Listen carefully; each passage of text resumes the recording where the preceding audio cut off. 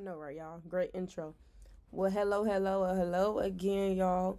Welcome to the thing about the Sorting Hat in Harry Potter and the Sorcerer's Stone. I'm your host, as always, your girl Johnny Johnson, where we go by AJ. Today, I am joined by a very special guest. Please welcome the Sorting Hat, y'all. If you don't know who I'm talking about, you'll understand in a second. Special guest. Oh, please. I'm the best talented piece of headwear since the Renaissance. But do go on. As you can hear, he's already warmed up.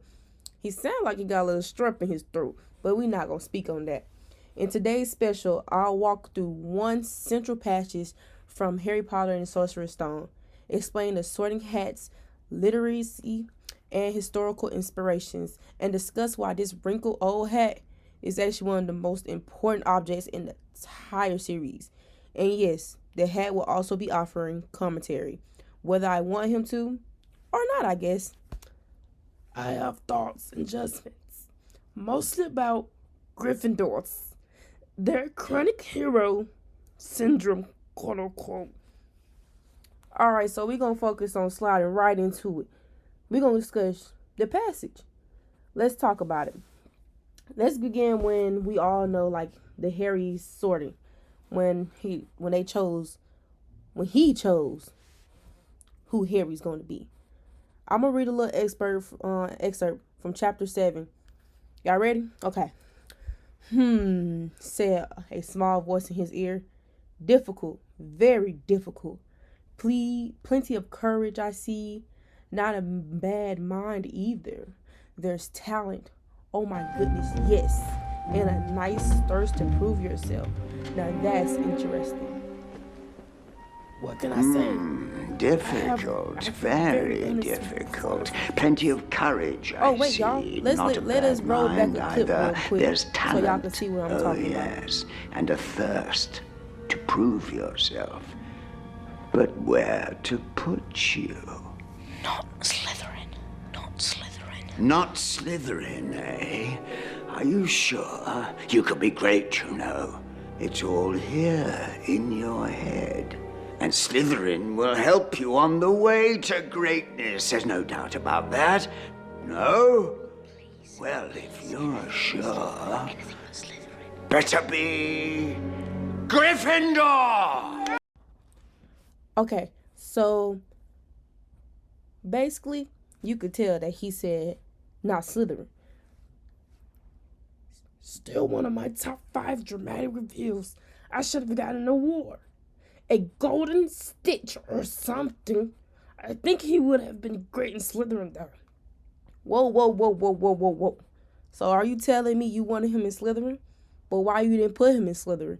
You put him in Gryffindor. Make it make sense. When it comes to my choices, I don't need to explain. But he was more character as a Slytherin. He is very ambitious and always leads. Makes sense to me, but I let them make their own choices. Okay. I guess we could go ahead and move on to the other part of our conversation. We need to discuss what is the Sorting Hat? Like, who are you? You know what I'm saying? Before we get too deep into the analysis, let's talk about where this magical self-talking hat even comes from, other than the world's dustiest lost and found bed. According to Madeline L. Mitchell, who studies enchanted judgment objects in folklore, the Sorting Hat derives from medieval magical artifacts that could assess as a person's inner character and announce moral truths out loud. I'm basically a medieval personality quiz that never recommends. You are Hufflepuff. Just fill out the chart. Hey, I took the quiz online. I ask you at the end if you can guess what I am. But let's get back to the subject. The scholar Brandon W. Forbes writes that the hat fits into the tradition of a speaking oracle that symbolizes ancient institutional authority. He also says the hat is shabby. I'm sorry, y'all. Y'all know I can't talk sometimes.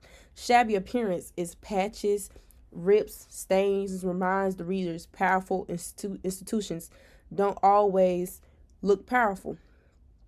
Excuse me? These passages are vintage. It's called aesthetic. It's called season.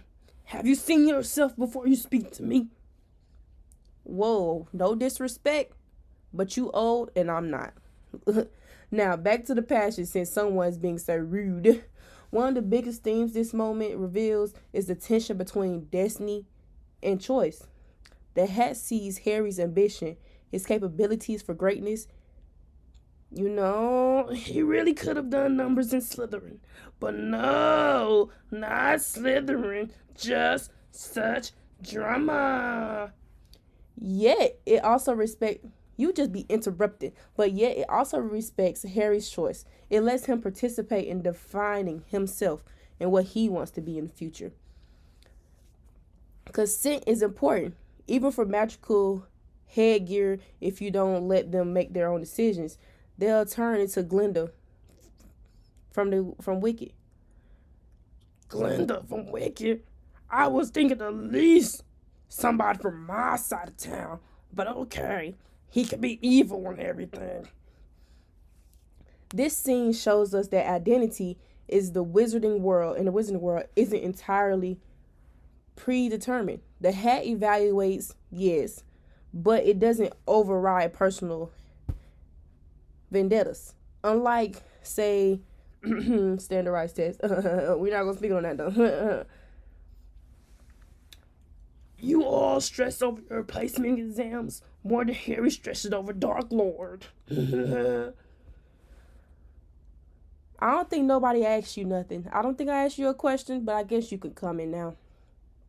Okay, let's talk about your history, though. You have anything to say about your history?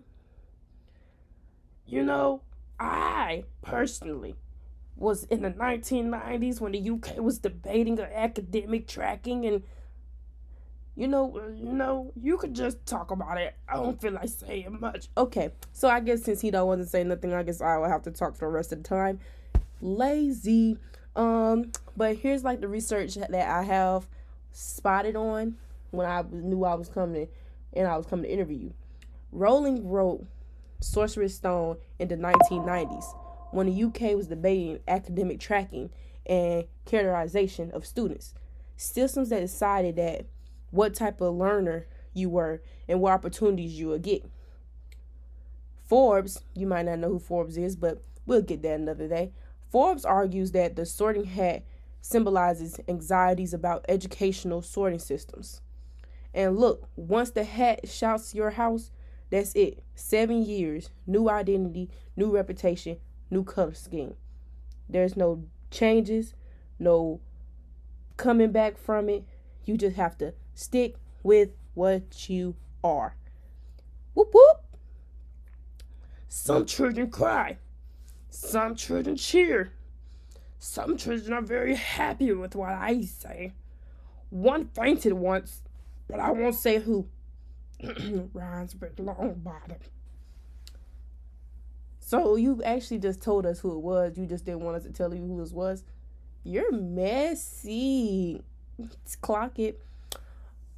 So the hat becomes a metaphor for how institutions label people.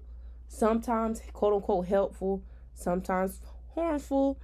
It's a moment that captures the fear of being judged, characterized, and mischaracterized, not just for Harry, but for generations of readers who face systems that sort them by test scores, abilities, or their behavior. Because I know when I'm in school, I was in school. I'm still in school, but I'm not in school. You get what I'm saying? In high school, there was AP classes and all that other stuff. Oh, they do the same thing in college because they got honors college and stuff like that. Yeah, it just stresses you out. Hey, personally, that means you're stupid. You need to start thinking, because if you're not in honors college, that means you're not a part of the top tier community. You know, because Slytherin was our top tier. But Gryffindor was our intelligent mugs, okay? They had all the power and the mind. Slytherin had the evil sly. You get why they're called Slytherin, don't you? Ooh, I told you was messy. Okay, let's go ahead and try to, cause our time is almost up, y'all. So we gotta get this done, get this out the way. Okay. The big conclusion I could say right now is, why does this moment matter? By researching the Sorting Hat's folkloric and historical roots, we can see the Rowling uses it as a symbol of the tension between personal identity and institutional authority. The hat reads students' inequalities, but it also reflects real world systems that judge and categorize people, especially in education. Through Harry's choice, the novel suggests that identity isn't fixed but can be shaped by agency, desire, and personal values. Well said. 10 points to whoever's listening to that. I believe also that the Sorting Hat has its own personal values to it. You see how even when he was telling Harry didn't want to be Slytherin, but he told Harry that your aspects are Slytherin. That right there, I understood so much more, because if you think about it, the Sorting Hat is a magical hat from the Harry Potter series that like sorts new Hogwarts students to one of the four houses. You know, you got the Gryffindor, Hufflepuff, Ravenclaw, and Slytherin. When it comes down to Slytherin, I always say Slytherin, slime, snake. You see how the hat didn't even have to touch, what's that boy name? I'm gonna play the clip.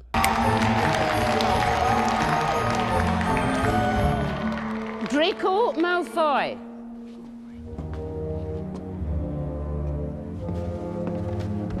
Slytherin! It's not a witch or wizard who went bad who wasn't in Slytherin. Okay, so you just watched the clip. Now that clip right there, when he didn't even have to put the hat on him, he could have just sensed that he was Slytherin.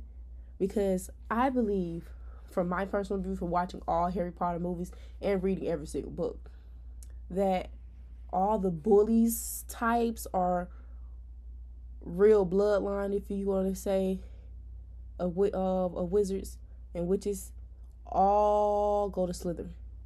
Like the heavy duty, like bloodline, like they're pure breeds, they all go to Slytherin. But not all of them make it. Just saying. But this should be all for our today. I just want to say thank you for joining me, and thank you, Sorting Hat, for being here, y'all. Just get everybody give a little hands clap for him.